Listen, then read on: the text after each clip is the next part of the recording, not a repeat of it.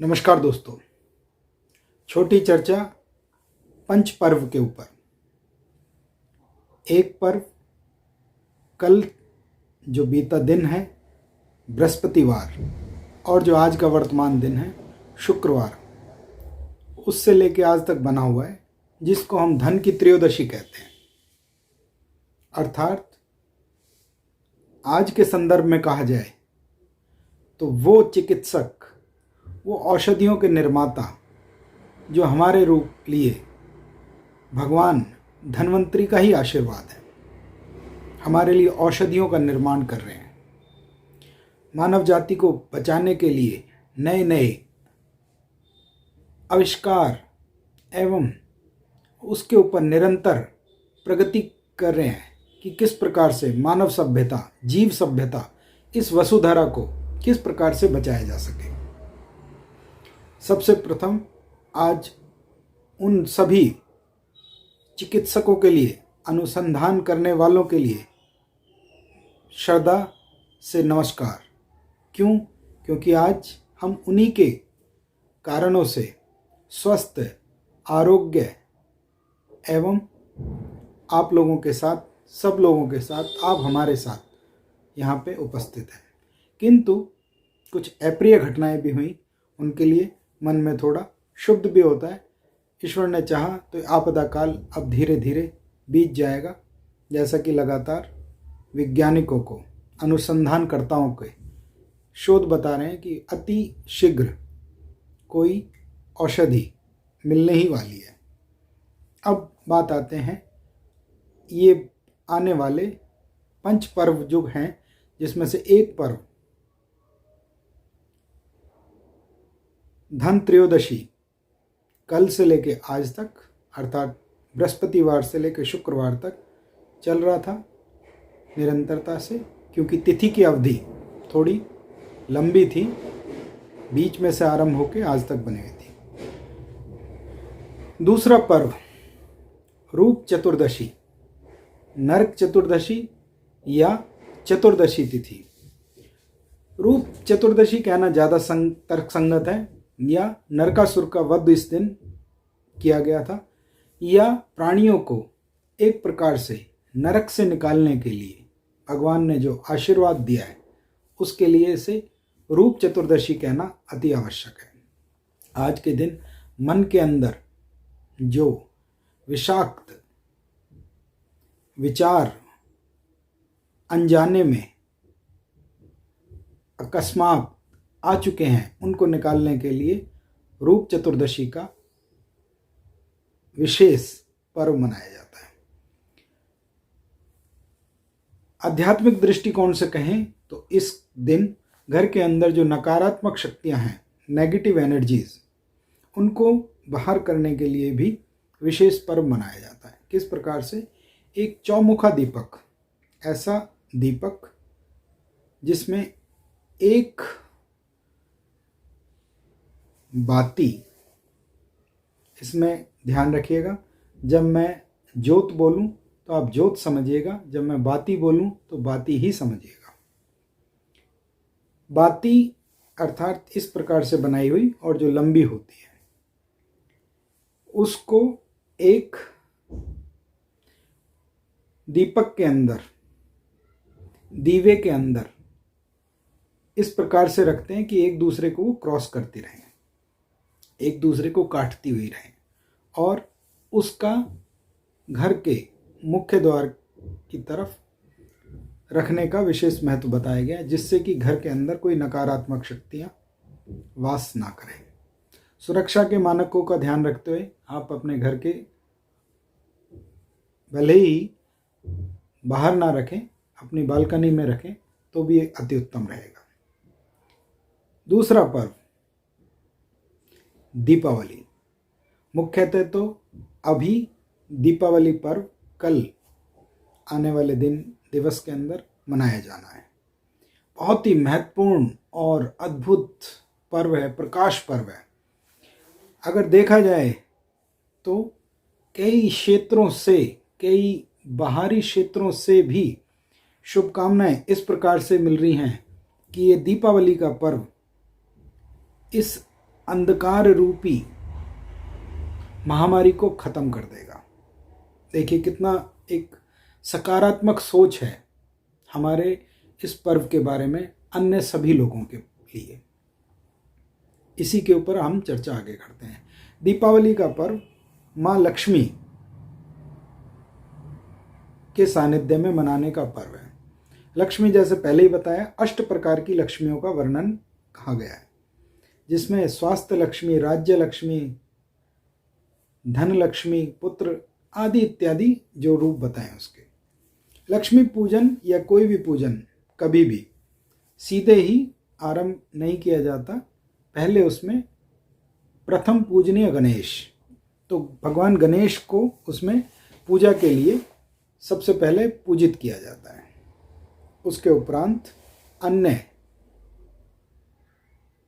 हमारे मान्यताओं के अनुसार देवी एवं देवता, सदपुरुष सद महिलाएं एक प्रकार से समझें, या देवी भगवती के जो विराट रूप है उनका पूजन किया जाता है।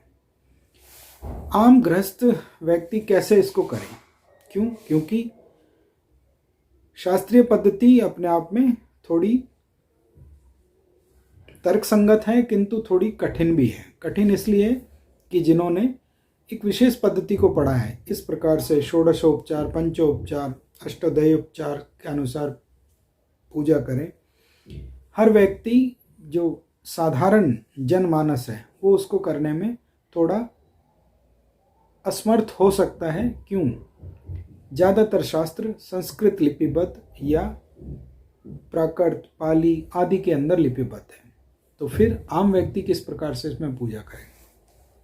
वैसे ही जैसा हम सदैव करते आए हैं अपने परिवारों के अंदर, उसके अंदर थोड़ा और क्या कर सकते हैं, उसके लिए आज हम यहाँ पे चर्चा करेंगे। जैसे लक्ष्मी पूजन के लिए एक बड़ी थाली लीजिए, उस थाली के अंदर सबसे ऊपर रोली के साथ मिश्रित करके, मैं आपको दिखा भी देता हूँ, 9 बिंदु ऊपर की तरफ रोली मिश्रित करके 9 बिंदु तिलक लगाएं। मध्य में स्वास्तिक बनाएं, साथ में श्री अंकित करें देवी लक्ष्मी के लिए, ओंकार अंकित करें भगवान शिव के लिए। हो सकता है स्क्रीन के माध्यम से आपको विपरीत दिखाई दे रहा हो। नीचे षोडश बिंदु, षोडश मातृकाओं के प्रतीक हैं, उनको भी अंकित कर लें। उनको भी अंकित कर लीजिएगा। इस प्रकार ऊपर नवग्रह हैं, एक तरफ श्री, बीच में स्वास्तिक भगवान विष्णु के प्रतीक, एक तरफ ओंकार और नीचे षोडश बिंदु 16 देवियों के प्रतीक इसमें बताए गए हैं। अब किस प्रकार से पूजन करना है? सर्वप्रथम पूजन गणपति महाराज का। हमारे पास अगर शुद्ध मिट्टी से निर्मित भगवान गणपति का विग्रह, मूर्ति है तो उसका इस्तेमाल करें। पहले से अगर घर के अंदर कोई धातु की, अष्ट धातु, चांदी धातु आदि की मूर्ति है तो उसका सदुपयोग करें, या अगर हम चाहें तो इसके अंदर जो थाली के ऊपर ये हमने अंकित किया है, इसको भी लक्ष्मी और गणेश का प्रतीक मान के इसकी भी उपासना उसी प्रकार से करनी चाहिए। एक मोली से एक सुपारी के ऊपर गठबंधन कीजिए और उसको गणपति का प्रतीक मान के थाली के मध्य में, जहाँ पे स्वास्तिक बने हुए हैं, लगभग ठीक उसके नीचे विराजित कर दीजिए गणपति के रूप के अंदर। सर्वप्रथम पूजन गणेश का, उनका आवाहन कीजिए, उनको जल का छींटा लगाइए, उनको फल अर्पित कीजिए, उनको फूल अर्पित कीजिए, सुगंध अर्पित कीजिए, एक एक करके। जो भाव आपके अंदर चल रहे हैं उनको पूरे तरीके से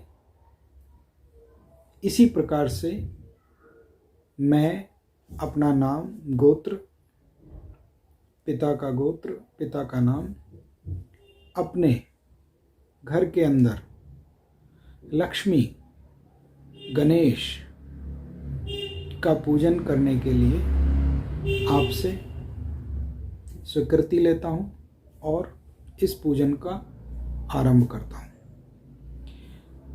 किसी भी पूजा पद्धति के अंदर अंत में आप ये देखेंगे कि जो योग्य शास्त्री हैं वे भी अंत में एक क्षमा याचना मंत्र का उच्चारण करते हैं। आवाम न जानम विसर्जनम, अर्थात मैं पूजा भी नहीं जानता, पूजा का ढंग भी नहीं जानता, पूजा किस प्रकार से होनी है वो भी नहीं जानता। पूजा भी तुम हो, पूजा का फल भी तुम ही हो, पूजा कराने वाले भी तुम हो और पूजा जिसकी होनी है वो भी तुम हो। तो सब कुछ आप ही के ऊपर समर्पित है। ऐसा ईश्वर का विराट स्वरूप बताया गया है। तो जब शास्त्री जो पूजा पद्धति के अंदर निपुण है और वो इसको अच्छी तरह जानते हैं, जब वो क्षमा याचना मांग के अपनी पूजा को पूर्ण करते हैं तो हम शास्त्री हैं नहीं। हमसे मतलब वो लोग जिन्होंने शास्त्रीय पूजा पद्धति में नहीं किया है, तो उनको क्षमा याचना मांगने से किसी भी प्रकार का दोष नहीं लगेगा और पूजा को उसी प्रकार से कीजिए। सर्वप्रथम पूजन गणेश का, गणेश के उपरांत पूजन ऊपर अंकित नवग्रहों का, नवग्रहों के पूजन के उपरांत भगवान विष्णु का एवं ओंकेश्वर भगवान शिव का और साथ में माँ लक्ष्मी का पूजन एक एक करके करना चाहिए। नीचे षोडश मातृका जया, विजया, मेधा, सावित्री। जया जो जय देती है, मेधा जो मेध देती है, सावित्री जिसके कारण से जीवन साथी को सौभाग्य प्राप्त होता है। इस प्रकार से षोडश मातृकाओं का भी पूजन इसमें करना चाहिए। ठीक उसी प्रकार से जैसे आप अपने घर में आए हुए मेहमान को किस प्रकार से वस्तुएं भेंट करते हैं, उनका मान सम्मान करते हैं, उनका आदर सत्कार करते हैं, उसी प्रकार से देव पूजन भी उसी प्रकार से है। वस्त्र के रूप में कलावा या वस्त्र, सुगंध के रूप में इत्र, पुष्प के रूप में पुष्प, फल के रूप में फल, नैवेद्य मिठाई के रूप में नई मिठाई। इस प्रकार से एक एक करके खंड, स्तर दर स्तर, खंड अनुसार उनको वस्तुएं अर्पित कीजिए। इस दिन अगर हो सके तो स्वर्ण पूजन का, अगर आपके पास आपके सामर्थ्य अनुसार है, स्वर्ण या कनक का पूजन बहुत महत्वता है। उसको स्वर्ण भी कहा है और कहीं कहीं उसका शब्द कनक भी प्रतीत होता है। कनक गेहूं के दाने को कहा जाता है और स्वर्ण तो स्वर्ण ही धातु है। अभाव में कनक का पूजन कीजिए। ईश्वर करे सभी सामर्थ्यवान हो तो स्वर्ण का भी पूजन इसमें यथासंभव यथाशक्ति कीजिए। एक एक करके पूजन करते जाइए। जिस प्रकार से एक घर में आए हुए आमंत्रित किए हुए मेहमान का, हमारे अतिथि का आदर सत्कार किया जाता है, अतिथि कहना इसमें परम आवश्यक है। मैं प्रयास ये करता हूँ कि यथासंभव, जहाँ तक यथासंभव हो सके तो मातृभाषा हिंदी का धीरे धीरे प्रयोग आप लोगों के साथ निरंतरता प्रगति के साथ बना के रखूं। किंतु हिंदी केवल वही हिंदी नहीं है जो बोली जा रही है या जो हम लोग आपस में व्याकरण के लिए या वार्तालाप के लिए प्रयोग करते हैं। हिंदी के अंदर विभिन्न प्रकार के शब्द आए, उनको भी हिंदी ने सहज स्वीकार किया और वे भी हिंदी के हो गए। किंतु मेरा प्रयास ये रहता है कि जितना अपनी इस भाषा का प्रयोग कर सकें बहुत ही अच्छा रहेगा। आप सबको अगर अच्छा लगे तो आप भी कीजिएगा। खैर, आज हम दूसरे संदर्भ के ऊपर बात कर रहे हैं। यद्यपि सर्वप्रथम पूजन गणपति जी का, उसके उपरांत पूजन नवग्रह का, उसके उपरांत पूजन ओंकार का, उसके उपरांत पूजन स्वस्थ भगवान विष्णु का, और माँ लक्ष्मी का सबसे अंत में पूजन किया जाता है। षोडश मातृकाओं का भी बीच में पूजन किया जाता है। माँ लक्ष्मी क्योंकि विराट स्वरूप में है, इस दिन उन्हीं की विशेष आराधना होती है। उनको लाल वस्त्र भेंट कीजिए, सुगंध भेंट कीजिए, कुमकुम भेंट कीजिए, उनको हल्दी लगाइए, उनको पंचामृत से स्नान कराइए। जिस प्रकार से भी देवी भगवती को एक उस विग्रह को, उस मूर्ति को आप उसी प्रकार से सेवा भाव से अपनी चीज़ों को अर्पित करें, बहुत ही अच्छा रहेगा। इस दिन राजमुद्रा का भी पूजन होता है, किंतु राजमुद्रा को खराब ना कीजिए, केवल राजमुद्रा को नमस्कार कीजिए। राजमुद्रा अर्थात धन।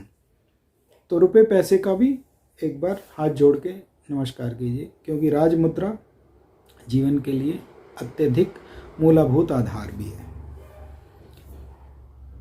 कीमती धातुएं अर्थात स्वर्ण, रजत और अन्य जो भी आपके पास धातु हैं उनका पूजन कीजिए। व्यापारियों के लिए इस दिन एक पूजन और भी आवश्यक होता है, वो अपना बही खाता,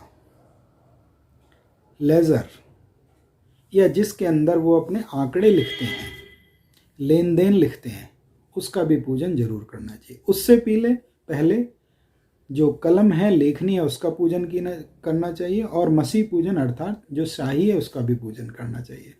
आज के वातावरण में तो शाही है नहीं और कलम के रूप में पेन है, तो आप चाहें तो पेन का रिफल और पेन को भी पूजन कीजिए, उसके ऊपर कलावा बांधिए, बहुत आनंद आएगा आपको, बहुत शुभ रहेगा, और अगली दीपावली तक उसको अपने साथ रखिए। ऐसा खाता गृहिणियाँ चाहें तो उनके लिए भी खाते हैं, वो भी अपने घर के अंदर ऐसी पुस्तक रखती हैं जिसके अंदर वो दैनिक जीवन में होने वाले निरंतर खर्चों को, व्यय को संभालती हैं। उसका ध्यान रखिए, देवी लक्ष्मी से आशीर्वाद मांगिए कि इसमें आय अत्यधिक रहे, व्यय कम से कम रहे, व्यय सार्थक रहें, आय हमेशा व्यय हमारे जो हैं कभी भी किसी भी ऐसे कामों में, निरर्थक कार्यों में प्रयोग ना हो, तो उसका भी पूजन कीजिए। हमारा जो आंकड़े लिखने वाला लेखा है, लेजर है, खाता है, उसके ऊपर भी स्वास्तिक बनाइए और श्री लिख के उसका भी पूजन कीजिए। शुभ लाभ लिखना उसमें अति आवश्यक होता है। थोड़ा सा उसके ऊपर चावल जरूर रखिए, थोड़े से गेंदे के फूल की पत्तियां भी उसके ऊपर डालिए। इस पूजन की 3 अवधियां हैं। पहली अवधि, जो व्यक्ति व्यापार के अंदर संलग्न है वो अपने व्यापार के कार्यस्थल के ऊपर पूजा करेंगे। पिछले वीडियो में उसके समय खंड सब मैंने आप लोगों के साथ साझा किए। दूसरा पूजन, घर में आके पूरी गृहस्थी के साथ बैठ के लक्ष्मी का पूजन, माँ लक्ष्मी का, देवी भगवती का विराट रूप जो है उसी को ललिता सुंदरी भी कहते हैं, उसका पूजन करना चाहिए। तीसरा पूजन, हमारे जो लोग साधनाएं करते हैं, साधना मतलब चित्त को साधना, अपने आप को आत्म साधना, तो उनके लिए तीसरा पूजन है, वो रात को आएगा सिंह लगन की घड़ी के अंदर, उस वक्त पूजन कीजिए। विशेषता क्या ध्यान रखनी है, लक्ष्मी के पूजन में घंटा नहीं बजाया जाता, अर्थात घंटी नहीं बजाई जाती, उसके अंदर तालियों से पूजन किया जाता है। जब माँ की आरती करें तो तालियों से पूजन कीजिए, घंटी इसके अंदर वर्जित है, ऐसा कहा है। बांस नहीं जलाया जाता इसके अंदर, बांस अर्थात जो उसको धूप बत्ती कहते हैं या उसको क्या कहते हैं, जो स्टिक के साथ लकड़ी की उसके ऊपर लपेटी हुई थी, वो इसमें इस्तेमाल नहीं करते। अगर का इस्तेमाल किया जाता है तो शायद वो जो हाथ से बनाया जाता है उसका प्रयोग इसके अंदर किया जाता है, जिसकी धूप बत्ती का इसके अंदर विशेष प्रयोग किया जाता है। घर के अंदर अगर गाय का शुद्ध घी है तो बहुत ही अच्छा है, नहीं है तो फिर जो शुद्ध है उसका इस्तेमाल कीजिए। अंत में तो क्षमा याचना हम सब ने कहनी ही है, तो हमारे पास जो साधन है, संसाधन है, हम उन्हीं से पूजन करेंगे जो बन सकता है। हो सके तो अत्यधिक शुद्ध वस्तुओं का इस्तेमाल कीजिए। इस समय के अंदर जब जो हमारे घर की कोष है, ट्रेजरी है, कुबेर है, गल्ला है, अलमारियों के अंदर एक छोटा सा बॉक्स लॉकर का भी होता है, उसके पास भी जाके हाथ जोड़िए, उसके अंदर भी थोड़े से पुष्प, चावल रख के आइए और ईश्वर से आशीर्वाद मांगिए, माँ लक्ष्मी से, माँ भगवती से आशीर्वाद मांगिए, ये हमेशा ही भरा रहे, हमारे ऊपर कृपा बने। शास्त्र क्या कहता है कि इतना ईश्वर दे दें कि मैं, मेरा परिवार किसी भी प्रकार की भूख से सदैव दूर रहें और मेरे घर आने वाला अतिथि साधु, उसको भी मैं भरपूर मान सम्मान दे सकूं। इच्छाएं अनंत हैं, आदि हैं। 11वां स्थान जन्म कुंडली के अंदर कामनाओं का है, वो कभी समाप्त होने वाली होती नहीं है। ईश्वर करे हम उस पर विजय प्राप्त कर सकें। कामनाएं होंगी तो जीवन में आगे भी आगे बढ़ने को मिलेगा। तो बहुत सूक्ष्म में अंत करते हुए, इस चर्चा का पूर्ण करते हुए, पूजन की विधि मैंने बताई और पूजन 3 है। एक व्यापार पूजन, दूसरा घर के साथ सभी लोगों के साथ मिलकर पूजन। इसमें लक्ष्मी चालीसा, श्री सूक्त या ललिता सुंदरी के 1008 नाम का भी आप पठन पाठन कर सकते हैं। आप खुद ही इसके अंदर ऐसा देखेंगे, जब आप पूजन कर रहे हैं तो आपको अपने आप ही एक दिव्य आशीर्वाद अपने आप ही प्राप्त होगा।